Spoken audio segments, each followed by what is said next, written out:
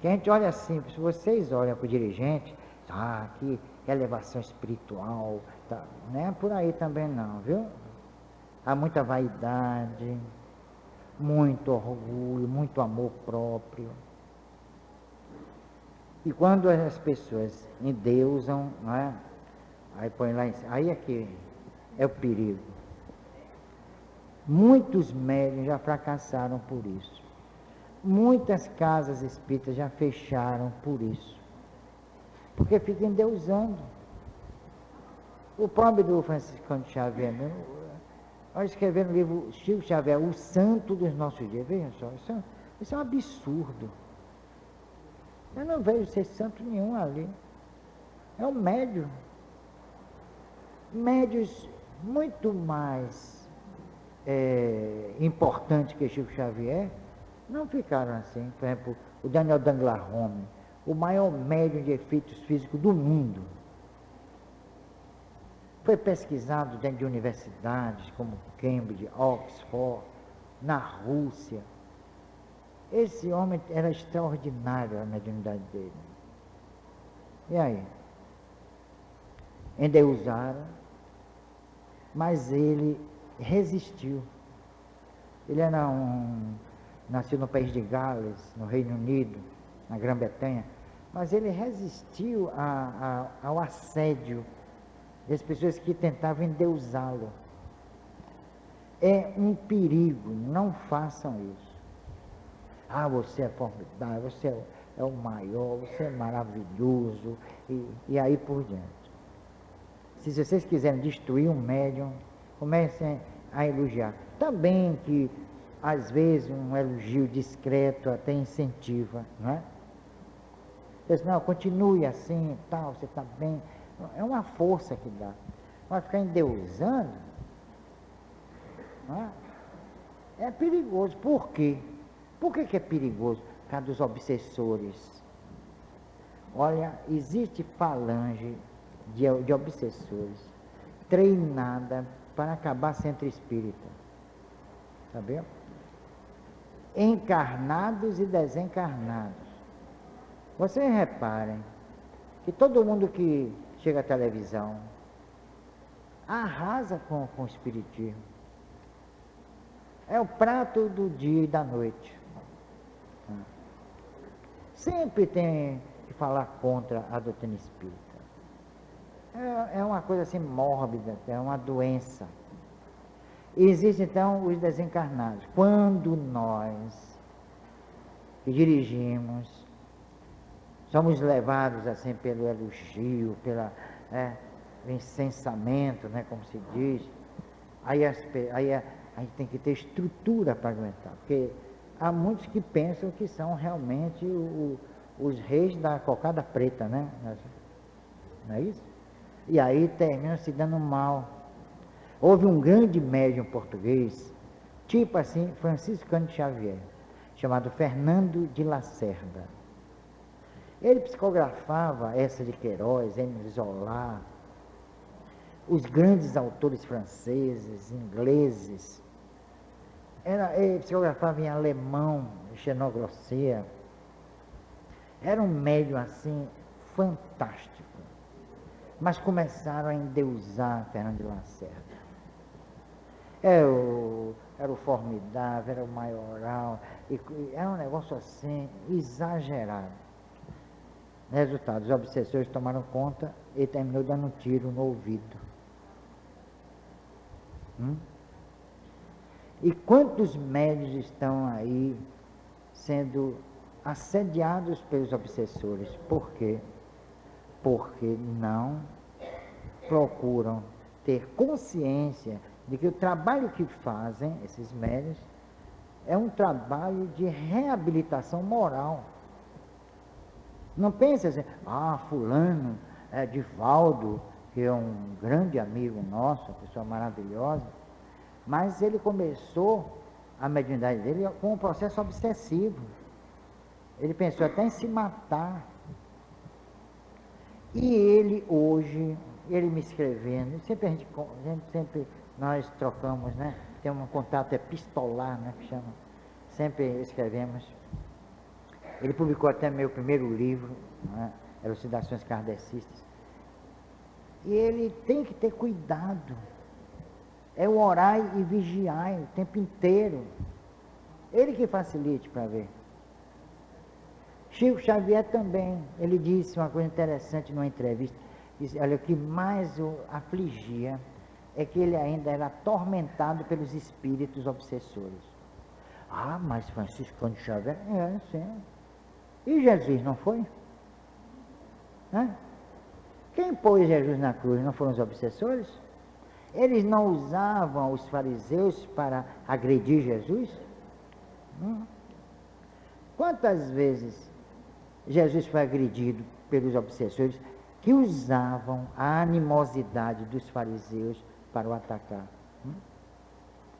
Ainda contam aquele caso do arrebatamento, ele foi arrebatado pelos espíritos, né, demoníacos, no caso obsessores, e aí ofereceram a ele o governo do mundo. Vai, 600 não dá. Número alto. É 09. Na humanidade, que infelizmente, né, a bem da verdade, que a humanidade não conseguiu até hoje pôr em prática. Há tentativas válidas, umas e outras hipócritas, em se operacionalizar os evangelhos, ou melhor, a mensagem de Jesus, mas até hoje é muito difícil. No mundo em que nós estamos vivendo, isso não é de agora não, porque parece que hoje foi pior do que há 100 anos. Não é não, é que a permissividade, a tecnologia. Hoje mesmo eu estou fazendo esse trabalho que eu estou, paradoxalmente eu estou gostando muito, é a história da morte. E hoje eu registrei um fato que eu estou fazendo em transparências, são mais de 200 transparências, eu vou fazer um trabalho aqui para quem quiser, num sábado, vai ser o dia inteiro de sábado, de manhã e de tarde, com almoço e tal, mas lá para maio. Olha, já existe na Austrália uma máquina regida por computador, que a pessoa pode comprar e aplicar aos doentes terminais. Acho que é uma coisa rápida, limpa, segura, mata na hora, sem sofrimento. Essa máquina já está, foi a maior rebu, maior frisson, né? Querela lá na Austrália, de se oficializar ou não. Na Holanda já se oficializou. Já se pode, né, pôr termo à vida de uma pessoa com doença terminal. Isso daí, minha gente, um país protestante como a Holanda. E um país na Austrália que tem uma origem, né, também protestante. Quer dizer, vem da igreja anglicana, né, porque colonizada a Austrália pelos ingleses, mas eles têm uma tendência, né, protestante. Aí vejam só, qual é a ideia que esse povo faz de morte? Porque de vida eu sei que não tem a menor ideia. Mas qual é a ideia que esse povo faz? Qual o pensamento desse povo sobre a morte? É o fim de tudo. E a doença? Qual a ideia que nós fazemos da doença? O que é a doença para a humanidade? Não é uma boa pergunta? Nós ficamos assim à mercê de vírus e bactérias. Tem um vírus que apareceu na África, chamado Ebola, não é? Olha, basta dizer, entre outros sofrimentos, o indivíduo põe o intestino pelo ânus. É o menor deles. Que tipo de micro-organismo é esse? Que mata, que humilha, que arrasa com o ser humano. De onde vêm esses micro-organismos? Não é gente para parar e pensar? Será que vem dos laboratórios da guerra bacteriológica, como o LSD? O LSD saiu dos laboratórios secretos do exército norte-americano. É uma droga sintética e que fez época, não sei se os mais velhos se lembram, né, do LSD entre os hippies, né? Muita gente morreu por isso e se degradou, ainda tem mais essa, a degradação. Então nós vivemos num mundo assim de conflitos. Não é missão, o que eu faço aqui é uma coisa muito modesta, de passagem. Eu não estou sendo humilde, não, estou constatando uma realidade. Isso aqui é, uma vez, você cumpre uma missão, eu digo, não é nada de missão. Quem cumpriu missão aqui foi Jesus. Quanto mais nós trabalhamos, tentando ajudar as pessoas, é isso que nós todos fazemos aqui, nós estamos nos reabilitando diante da lei de Deus.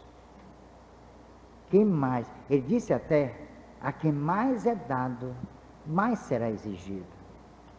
Não é isso? O que foi que eu consegui dentro dessa perspectiva? A convicção da imortalidade, não é? A certeza da reencarnação. Ora, muito me foi dado mesmo. E não é da boca para fora, não. Eu tenho uma convicção inabalável na imortalidade, na reencarnação, da comunicabilidade com os espíritos e mais. Esses princípios estão assentados na lei de causa e efeito.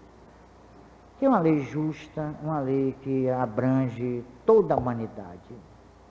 Pode ser budista, pode ser cristão, pode ser espírita, pode não ser nada, pode ser ateu, à toa, atriz. A lei de causa e efeito está... todos estão subordinados sob o palio dessa lei.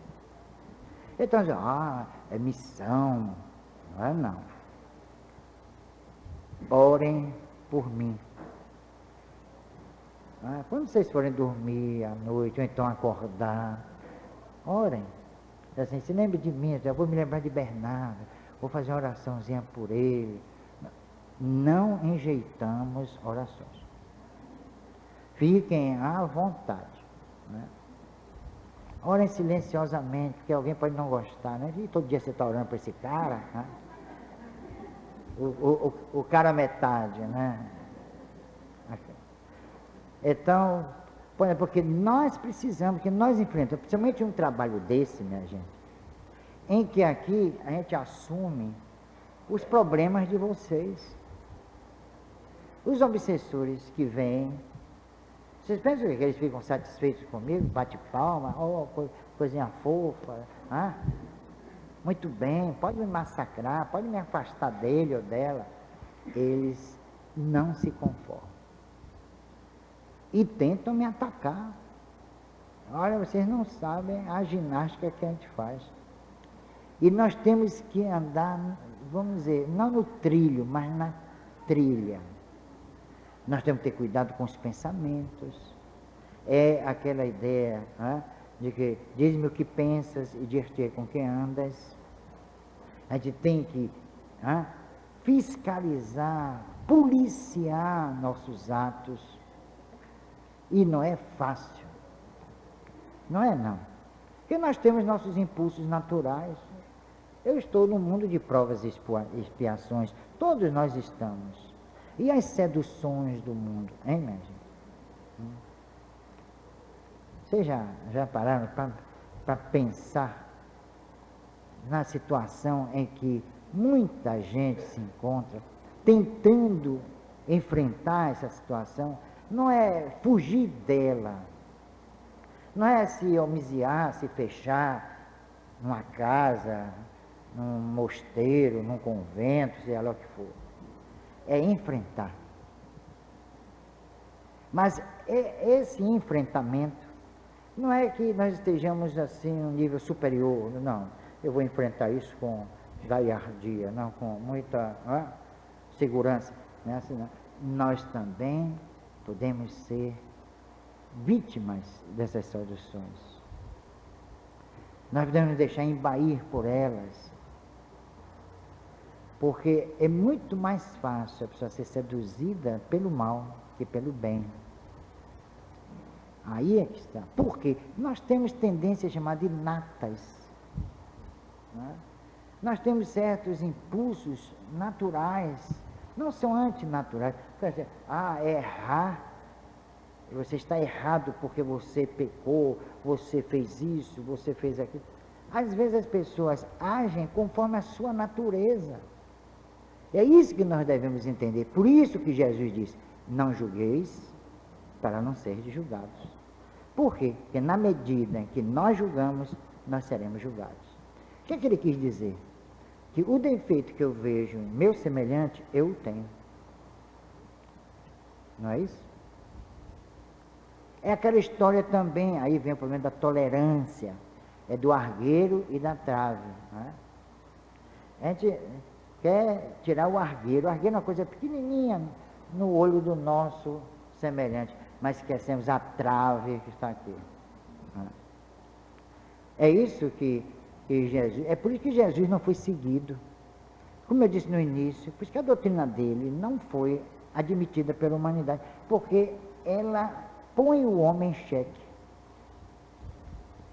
Ela obriga o homem a pensar, a refletir. E no momento que nós estamos fazendo essa reflexão, você, puxa vida, eu sou cristão, mas não sigo a minha doutrina.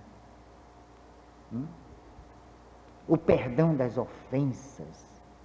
Jesus recomendou que nós perdoássemos os nossos inimigos. Não é isso? Será que nós perdoamos mesmo? Mas para valer. Não é aquele negócio assim, não, eu perdoo, mas não quero saber dele. Ele lá eu cá, ou ela, né? Não é isso? Será que esse é o verdadeiro perdão? Emmanuel conta um caso interessante, trágico até. Estevão foi lapidado em praça pública. Ele foi morto a pedradas. Dizem alguns historiadores, como Joséfo, né? Flávio Joséfo, que é o maior historiador do cristianismo, mais do que Ernesto Renan, que ele não foi somente apedrejado, que pegavam pedras enormes e arrumavam na cabeça dele, assim, com toda a perversidade. Essa morte aconteceu sob o patrocínio de Paulo, que tinha inveja de Estevão, que falava melhor do que ele, era melhor orador do que ele. E depois, quando Paulo, né, no caso era Saulo e depois Paulo, se converte ao cristianismo, Estevão se aproximou dele e a partir daí foi o seu mentor espiritual. Aí há um caso extraordinário, não de perdão das ofensas, porque Estevão não precisou perdoar, porque ele não se ofendeu. Quem perdoa é quem se ofende. O perdão é filho da ofensa. Só quem perdoa é quem se ofende. Eu me ofendo. O perdão não é um instrumento de elevação moral, é a conscientização do indivíduo de que, lhe perdoando, ele vai se sentir melhor. Quando alguém odeia, né? Pois eu disse, orai pelos que vos odeiam e vos perseguem. Quando alguém aqui está me odiando aqui, e eu também, estabelece o que se chama de sintonia. Né? As vibrações se identificam. Aí é uma permuta, chama sinergia, uma permuta de energias deletérias, ruins, negativas. Mas no momento em que eu estou orando para ele, eu quebro essa sintonia. Mas é uma oração sincera, não aquela da boca para fora.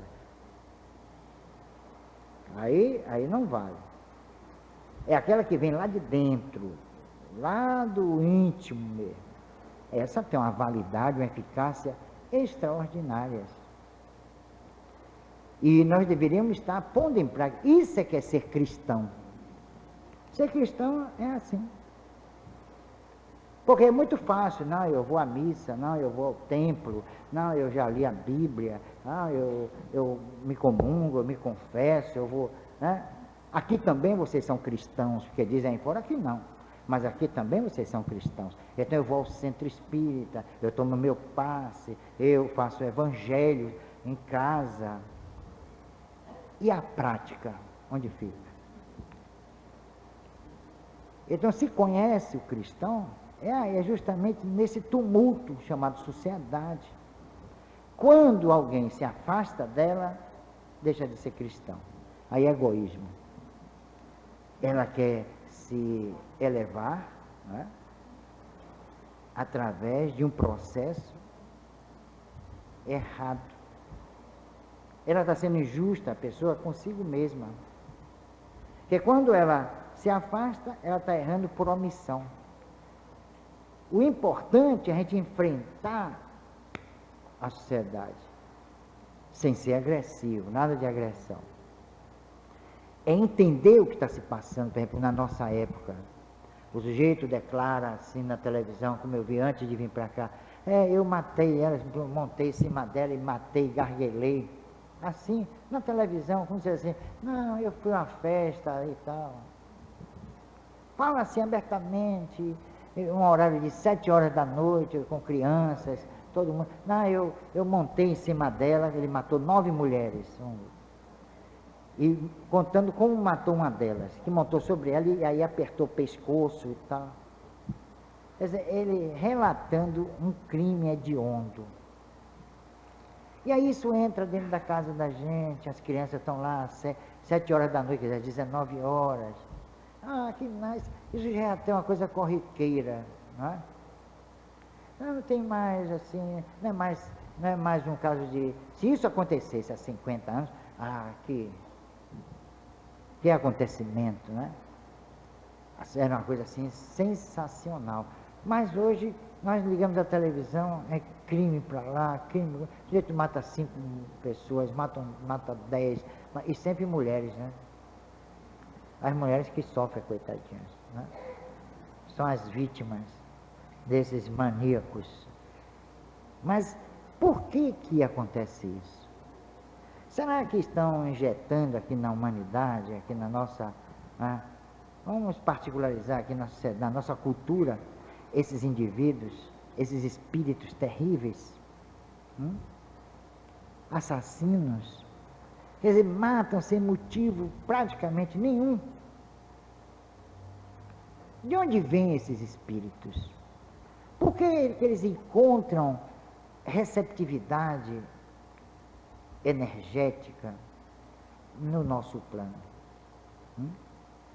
E cada vez maior gama de espíritos assim vem se reencarnando entre nós.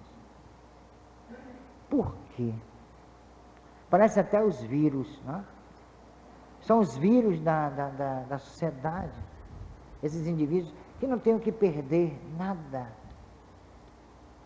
São pessoas anônimas, inexpressivas, sem nenhuma projeção social, ética. E aí penetram no meio social para matar, mas matar de uma forma indiscriminada e sem nenhum sentido, sem nenhuma razão de ser.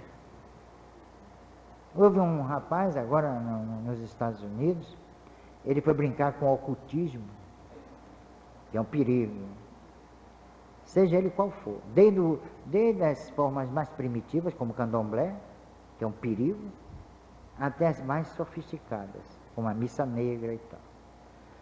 E ele foi se meter com missa negra e aí por diante. O obsessor pegou ele e matou o pai e a mãe agora. E depois o drama. O obsessor sai de baixo e ele entra em parafuso, entra em desespero. É assim que eles agem. Então, parece que eu estou contando aqui histórias de terror, né? Parece que eu estou sendo aqui pessimista. Mas nós lidamos com obsessão. Nós lidamos aqui com espíritos que não vacilam em matar uma pessoa, usando outra. De levar à degradação moral, levar ao vício, à sarjeta, ao crime. De onde são esses espíritos? De onde eles saíram? Daqui. Mas como eles vieram aqui? Porque o planeta está oferecendo, tem uma psicosfera, a psicosfera do planeta, minha gente, é a pior possível. Aquele Gagarin, né, viu a Terra azul, né? Se ele fosse um paranormal, eu acho que ele via ela cinzenta, então escura. Não que o cinzento e o escuro represente o mal, tem esse aspecto. Não se trata disso. Porque o César Lombroso mesmo tentou estabelecer a biotipologia do criminoso nato.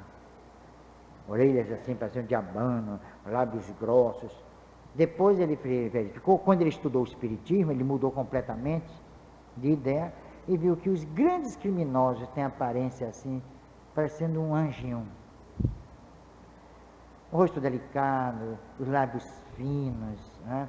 Olhos assim profundos, meigos até, mas por detrás daquela aparência, o criminoso nato.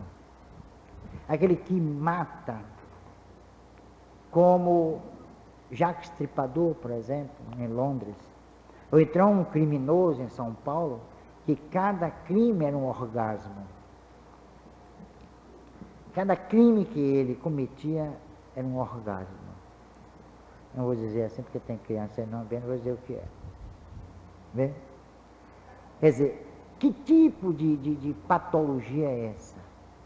De onde saía esse indivíduo? Aí vem a psiquiatria, vem a psicologia, principalmente a psiquiatria, tentando explicar e não consegue, porque não tem as raízes de todo aquele processo. E onde estão as raízes? No passado palingenésico, no processo da reencarnação. Enquanto as ciências humanas e sociais não admitirem a reencarnação, vão ficar assim divididas em escolas. Uma tem uma tese aqui, outra tem outra tese acolá, e aí por diante. Mas não admite a reencarnação. De onde vêm esses espíritos? Vêm de outras eras. E que encontram aqui receptividade, ressonância. E aí eles agem afrontando, esmagando. Repare a sociedade brasileira hoje. Não é questão mais de corrupção política e tal, que sempre existiu no Brasil. É uma paixão nacional. Mas a violência, as declarações, as pessoas dizem em São Paulo, olha, eu não saio mais à noite. Nós dois estamos trancados e os ladrões e assassinos soltos. Não é? A porta é tranca, grade. Olha, nós estamos vivendo hoje numa verdadeira prisão. Enquanto os fascinos estão à solta. Mas quem são esses indivíduos que matam de uma forma assim estúpida? Hoje eu estava assistindo também a televisão, a gente só assiste porcaria. O sujeito, um barbeiro, ele, coitado, durante o dia inteiro, só fez um cabelo, R$6. Não sei se alguém vê na televisão. Aí o ladrão entrou e procurou pelo dinheiro. Ele só tinha R$6, foi o que ele deu. Aí o ladrão, por isso, deu um tiro nele, matou. Um tiro no abdômen, porque só tinha R$6. Por que o ladrão matou? Havia necessidade? Não. É o instinto ainda. Então por que nós que estamos tentando a regeneração moral, por que nós ainda lidamos com esse tipo de gente? Com essa espécie de espírito? Que conflito é esse? Por que nós somos obrigados a essa convivência? Quem nos impôs essa convivência? Será que alguém nos impôs mesmo? Será que eles são realmente piores do que nós outros?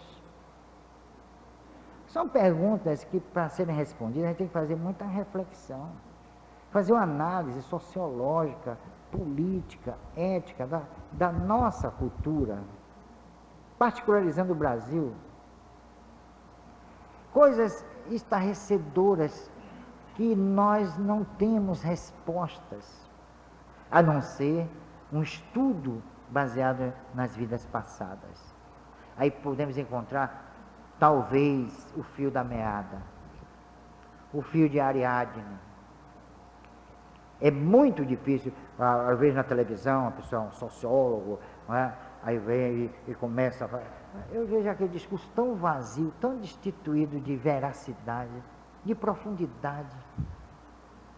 Porque querem explicar as coisas dentro de um mecanismo atávico que começa no berço e fim.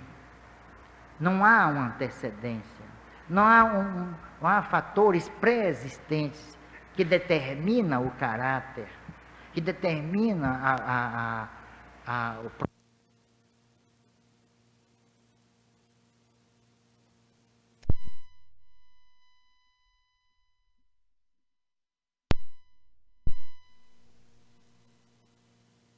Estão falando em computadores assassinos. Computadores assassinos, que é uma faca de dois gumes. Muita coisa tem acontecido, inclusive o escapamento de determinados vírus dentro de laboratórios que fazem guerra bacteriológica. Esses vírus escaparam por problemas nos computadores.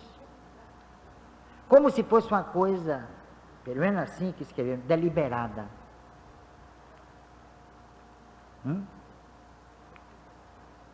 É que nós não temos acesso a certas informações. Mas esses vírus que hoje, como o Ebola, a AIDS, quem sabe se não foram fabricados em laboratório? Há dúvida a respeito disso. Há certos setores aí da própria ciência que acusam esses laboratórios que fazem a guerra bacteriológica. Vê que coisa tremenda. Vírus que matam em poucas horas as pessoas. E de uma forma dolorosíssima. Por quê? Qual é a diferença de um cientista que se debruça sobre a sua bancada de pesquisa, num laboratório super sofisticado, né? Qual a diferença de um homem desse para aquele que deu tiro no barbeiro? Qual é a diferença?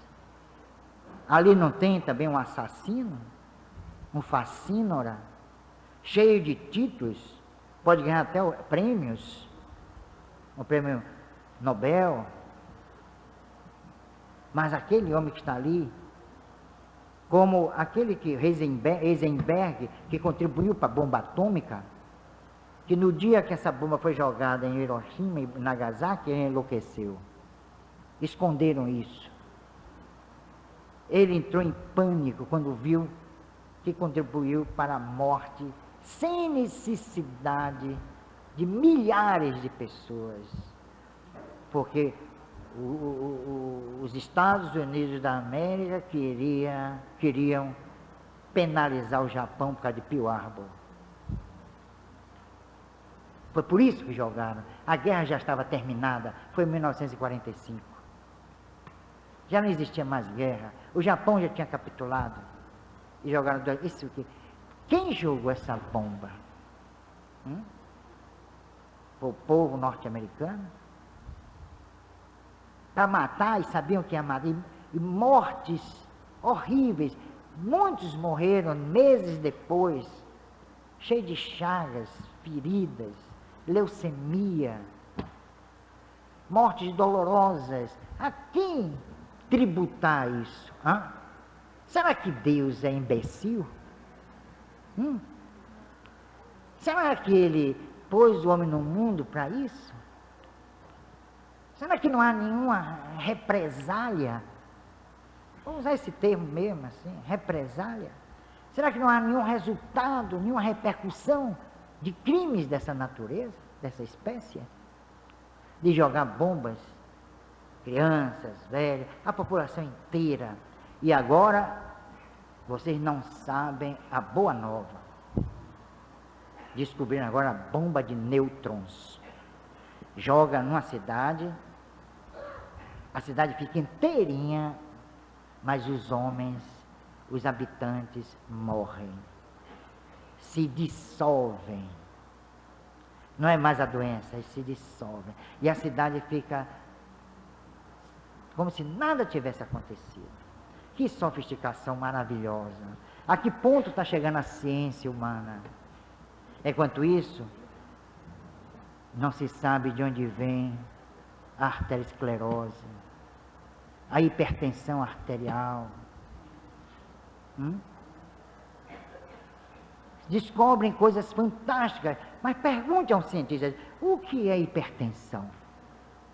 De onde vem? O diabetes? As doenças naturais, kármicas, que nos atormentam. De onde vem? Não sabem. Agora sabem sim. Construir hoje já tem também o laser. Estão doidos para aplicar numa guerra. Quer dizer, isso mostra o instinto assassino do homem. Não é esse que matou o barbeiro, nem aquele lá em Itabuna que matou a mulher, explicando que montou em cima da mulher e garguelou e estrangulou a mulher. Ali está um assassino, mas muito mais assassino é o indivíduo que se presta dentro de um laboratório a fabricar vírus para desgraçar com a humanidade. Eu não sei quem é pior aí. Eu não sei. Qual desses dois fascínoras?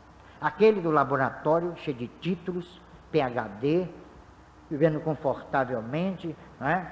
A sociedade tributando a ele todas as honras, e aquele miserável de Itabuna que estrangulou a mulher. Eu não sei qual é a diferença entre os dois. Se vocês souberem, me digam, porque eu não sei. Então a gente vive nesse clima. É esse o ambiente do planeta. Como vamos sair disso? Tem que ter uma saída. Ele não pode ficar a vida inteira assim, o tempo inteiro, séculos e séculos. Essa história que eu estou fazendo, eu estou estarrecido diante da falta de desenvolvimento ético da humanidade. E não adianta me falar aqui em autoconhecimento, porque isso não funciona. Isso é conversa para boi dormir. Isso não existe. É só analisar a humanidade. Eu não acredito em autoconhecimento, autoaperfeiçoamento. Isso não existe. Seria bom se existisse. Mas vocês já imaginaram autoiluminação? Se eu me autoiluminar, vejam só, suponhamos, é a hipótese, aí eu apareço todo autoiluminado na sociedade, Bernardo falando, não sei por que toda pessoa que se desenvolve eticamente, né, moralmente, tem que falar manso, meus irmãos, porque, não é? Jesus foi tão enérgico, raça de víboras, hipócritas. Você acha que Jesus disse assim, raça de víboras, hipócritas? Como foi que ele disse? Não é? Para vocês, ele disse assim, raça de víboras, hipócritas, ele disse assim, raça de víboras, hipócritas. Eu acho que a primeira está mais condizente com o caráter, né, de Jesus, como um ser não autoritário, mas um ser evoluído, superior. Mas no Brasil já convencionou que falar manso é ser espiritualizado, não é? Porque meus irmãos, né, aquela cheia de trejeito, isso é até perigoso, viu? Tem interpretações outras, não é? É um negócio meio a faca de dois gumes. Mas qual a saída? Se eu, por exemplo, como eu disse, eu vou é mesmo que cordeiro entrando, não é? Num covil de lobos. É como uma barata atravessando o galinheiro. Ela não atravessa tudo, não. Pode ter certeza. Eu ia ficar deslocado aí fora, completamente. Eu ia sofrer horrores. Eu ia ser esmagado. Por que Jesus foi eliminado? Porque ele se transformou num corpo estranho dentro do corpo social. Aí, as defesas daquele corpo, né, rejeitaram Jesus. Jesus era um ser, era algo estranho àquela sociedade. Analisem bem o trabalho de Jesus, vocês vão chegar a essa conclusão. Não é tão difícil, é fácil chegar a essa conclusão. Ele incomodou, ele era o libelo. Ele dizia assim: vocês ouviram o que os antigos disseram, olho por olho, dente por dente. Eu, porém, lhes digo. Ele mudou o conceito mosaico escriturístico. Isso incomodou. Porque o que prevalecia na sociedade de Jesus e o que prevalece em nossa sociedade é o olho por olho, dente por dente. Não é não? Ou não? É o olho por olho, dente por dente. Quer queiramos, quer não, não é pessimismo. Eu não estou aqui pintando assim com cores terríveis, né? O modus vivendi da nossa cultura, não é isso, mas é a verdade. É duro dizer isso. É muito duro, porque a realidade está aí à nossa vista, diante de nossa consciência. É uma realidade brutal. Como preparar nossos filhos? Tem uma blagzinha americana em que a mãe chega para o filho e diz: meu filho, seu avô morreu. Ele fez: quem o matou?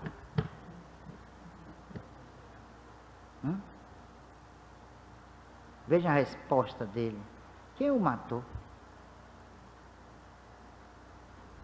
Ou melhor, a pergunta dele: quem o matou? Isso está acontecendo, isso acontece, e já está se tornando um fato natural.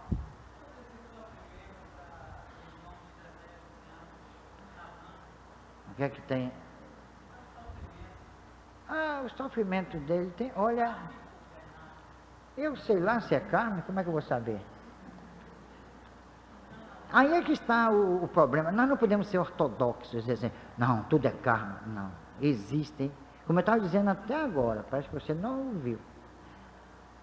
De onde vem tudo isso?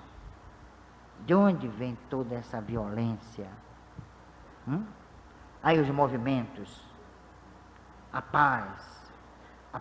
Olha, é outra questão também que se impõe. Como nós podemos conseguir a paz sem a guerra, sem a luta? Então, que tipo de paz é essa que se consegue através da violência? Será que é a verdadeira paz? Não digo a guerra entre povos, entre nações, mas a guerra íntima que se estabelece. Porque nós temos que sobreviver. Tem essa questão também que se impõe. Nós temos que sobreviver. E dentro de uma sociedade mais do que competitiva. Você tem que competir para sobreviver. Você tem que lutar. Vocês reparam uma coisa naquele programa. É um programa medíocre, mas que reflete e que infelizmente refletiu o caráter do brasileiro. Esse Você Decide. em que o sujeito sabia que o seu chefe praticara corrupção, era corrupto. Mas havia ali, aconteciam duas alternativas. Ou ele denunciava o chefe, ou ele se juntava ao chefe. E se ele se juntasse ao chefe, seria tão corrupto quanto o dito cujo. E aí puseram para o povo brasileiro opinar. Pois bem, a maioria esmagadora do povo brasileiro optou pelo seguinte: ele deveria se juntar ao chefe. Então o povo brasileiro aprova a corrupção. Não tem o que se queixar. Foram mais de 100 e tantas mil pessoas aprovando a corrupção. Olha aí. Outro desvio moral, e com que profundidade, a menina de 14 anos, menino de 15 anos, 16 anos, leva a namorada para casa. Pré-adolescente. E os pais, naturalmente, permitem que ele leve a namorada para o seu quarto e durma com ela. Está lá, sim, esse programa. É um programa educativo, né? Resultado. A menina, a irmã, com 14 anos, fez, eu também quero. Eu tenho direito, ele tem, eu também tenho. Aí puseram o pobre e miserável do povo brasileiro para opinar. E o pobre e miserável povo brasileiro disse, a menina tem direito. Resultado, no dia seguinte a menina apareceu com o namorado e foi dormir com ele no quarto dela. Vocês acham que um virou para um lado e o outro virou para o outro? Ou os dois viraram para o mesmo lado? Esse é o povo brasileiro. É um reflexo da nossa decadência moral. Um programazinho em televisão revelou isso. E aí, como nós devemos, como espíritas, agir dentro de uma sociedade assim? Me responda. É isso que nós deveríamos estar discutindo, nós espíritas. Como nós devemos agir dentro de uma sociedade dessa? É o nosso modus operandi dentro da sociedade, onde a corrupção prevalece e é uma preferência nacional. E uma criança de pré-adolescente, 14, 15 anos, pode muito bem manter relações sexuais com seu namorado, dentro de casa, numa boa, porque o sexo não deve ser mais um tabu. Os meninos devem manter relações. Olha, isso é muito duvidoso e perigoso também. É uma senda que se abriu dentro da nossa cultura de previsões terríveis, trágicas até. Isso vai contribuir para a corrupção em nível de relacionamento sexual. Aí é que está. Hoje é quinta. Ontem nós conversamos com 10 pessoas, todas separadas, todas com famílias desfeitas. 10, quer dizer, 100%. Será que isso é certo? Por que as pessoas não estão se suportando dentro de casa? Olha, quantos questionamentos hoje a gente colocou aqui para a reflexão de todos vocês. Por que nós não estamos nos suportando? Não é só o marido e mulher, não. A mãe, o filho, a filha, o pai, e aí por diante. Ninguém está se suportando, se agredindo estupidamente, fisicamente até. Por quê? Olha, depois dessas considerações todas, é um verdadeiro caldeirão de problemas, de conflitos. A gente tem que parar, nós espíritas, e vamos analisar essa questão. Como a doutrina espírita pode se posicionar diante desse quadro terrível? Como nós espíritas devemos agir diante dessa realidade brutal? Como? Vocês pegam os livros espíritas, ditados pelos espíritos, vocês veem lá ideias, recomendações, que eu pelo menos, quando leio, digo, mas meu Deus, como eu vou operacionalizar isso dentro dessa sociedade? Eu fico dando tratos à bola, eu bem que gostaria. Eu bem gostaria de proceder segundo os espíritos superiores recomendam. Aí eu me volto para Jesus. E olho para ele olha para mim e diz, raça de víbora, hipócrita. E é uma grande verdade. E quando Jesus me disse isso, eu fiquei impactado. Eu disse assim, mas será que ele não está sendo muito duro para comigo? Estava assim. Mas é assim que a gente acorda para a realidade que está em nós mesmos. Ele disse assim, raça de víboras e hipócrita. Mas disse mais adiante, orai pelos que vos perseguem. Ama o próximo como a ti mesmo. Parecem ser discursos contraditórios de Jesus, mas não são. Ele mostra a realidade do homem. É o humanismo cristão. Diferente do humanismo que surgiu na Europa. O Émile Zola, por exemplo, que foi um dos capitães também do humanismo europeu da segunda metade do século XIX. É o humanismo cristão, ele exuma todos os problemas humanos. Quando ele diz assim, raça de víboras, hipócrita, quando ele disse isso para mim, eu tive que baixar a cabeça e dizer, mestre, você está certo. Mas o que é que eu devo fazer? Aí ele disse, ama o próximo como a ti mesmo. Perdoa não 7, mas 70 vezes 7. Ele me chama à realidade brutal, minha realidade, a realidade de um ser ainda num plano de provas e expiações, tentando agir conforme a ética cristã. Então ele me causa esse impacto. Ele diz na minha cara que eu sou raça de víboras e que sou hipócrita, mas oferece o antídoto, o remédio, a solução. Então ele não foi apenas o crítico do homem, ele foi o pedagogo da vida social. Então ele diz, perdoa não 7, mas 70 vezes 7. Ama o próximo como a ti mesmo. Isso me reconfortou. Eu vi que existe então um caminho a ser seguido. Não é o caminho traçado de uma forma ideológica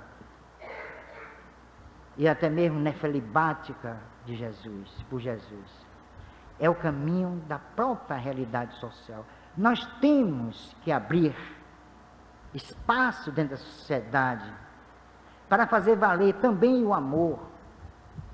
Mas não é aquele amor que arde sem se ver, como dizia Camões. Não é aquele amor que uniu aqueles 2 adolescentes do programa de televisão. Um amor inconsequente, meramente carnal. É um amor crístico.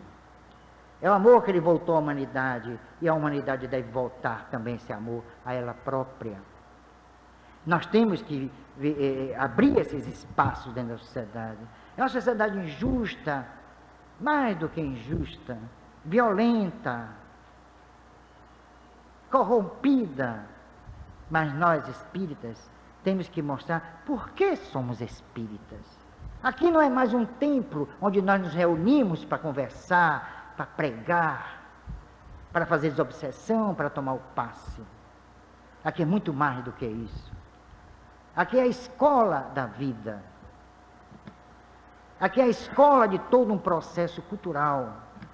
Porque quando Kardec se debruçou para escrever a codificação, auxiliado pelos espíritos do Consolador, ele não estava criando uma doutrina apenas, mais uma.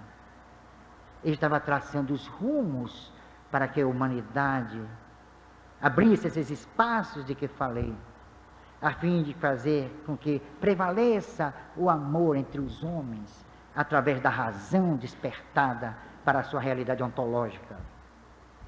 É isso que é o Espiritismo.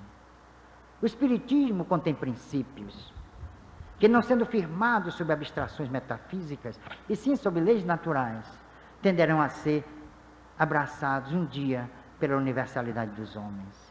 Kardec não disse que o Espiritismo ia ser abraçado pela universalidade dos homens, mas os seus princípios, e um dia, quer queiram, quer não, no futuro ignoto, é verdade, os homens hão de se dobrar diante da sua própria imortalidade, hão de reconhecer-se espíritos reencarnados, e hão de seguir lúcidos a lei de causa e efeito, como a redentora de todo o seu processo evolutivo através do tempo e da história.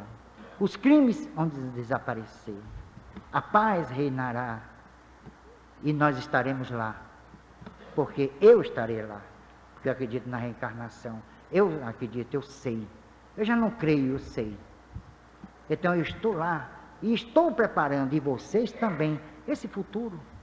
Nós usufruiremos desse futuro, podem ter certeza, vamos usufruir desse futuro, porque senão a vida não teria sentido. Por que lutar tanto para fazer o bem?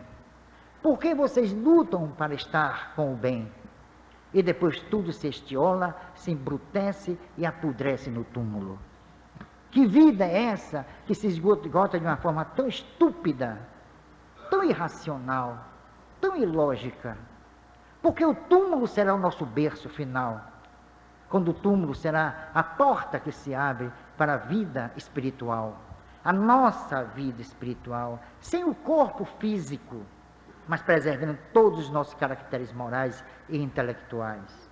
É isso que o Espiritismo prega, é por isso que o Espiritismo luta, e é por isso que o Espiritismo vem há mais de um século pregando e tentando fazer valer essa mensagem, não simplesmente uma mensagem de otimismo, mas uma mensagem de esperança, a esperança no futuro, a esperança no Espírito. E acabou.